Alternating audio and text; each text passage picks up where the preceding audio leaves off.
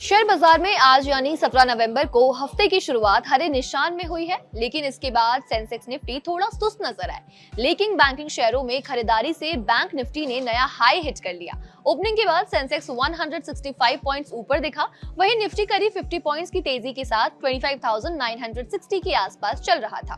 Bank Nifty 240 points के करीब तेजी दिखा रहा था। इसी बीच आज पीएसयू बैंकों के शेयर कारोबार के दौरान 4% तक चढ़ गए। इसकी वजह वित्त मंत्रालय की ओर से आई वो योजना है जिसमें छोटे पीएसयू बैंकों के मर्जर यानी विलय की तैयारी की जा रही है।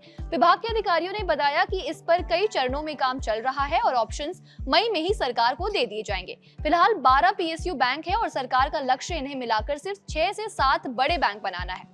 योजना के मुताबिक पहले 1-2 छोटे बैंकों को आपस में मिलाया जा सकता है और फिर उन्हें एसबीआई या पीएनबी जैसे बड़े बैंकों में मर्ज कर दिया जा सकता है। लेकिन इस मर्जर की आखिर वजह क्या है? दरअसल सरकार पिछले 3 साल से पीएसयू बैंकों को बेहतर मुनाफे से काफी उत्साहित है। अब ये बैंक पहले की तरह सरकार से पूंजी पर निर्भर नहीं है, बल्कि मजबूत वित्तीय स्थिति में है। सरकार ने बताया कि 2017 से 2022 के बीच पीएसयू बैंकों को 3 लाख करोड़ रुपए से ज्यादा की पूंजी दे दी गई थी। मोदी सरकार के पिछले कार्यकाल में पीएसयू बैंकों में कई बड़े मर्जर किए गए थे। 2020 में 10 पीएसयू बैंकों का मर्जर करा दिया गया था। इससे कुल संख्या 20 से घटाकर 12 बैंक पर आ गई थी। 2017 में एसबीआई ने 6 सहयोगी बैंकों और भारतीय महिला बैंक का भी विलय कर लिया था।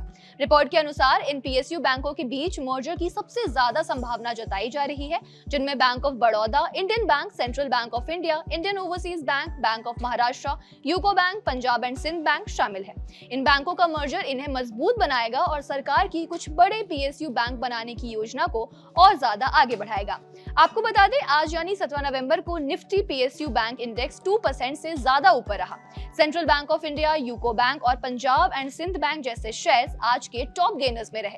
इसी बीच रिसर्च हेड अंशुल जैन के अकॉर्डिंग पीएसयू बैंक इंडेक्स में एक मजबूत पैटर्न का ब्रेकआउट करके अपना पहला टारगेट यानी 8500 का पूरा कर लिया है और अब ये 9000 के स्तर की ओर रुख कर सकता है।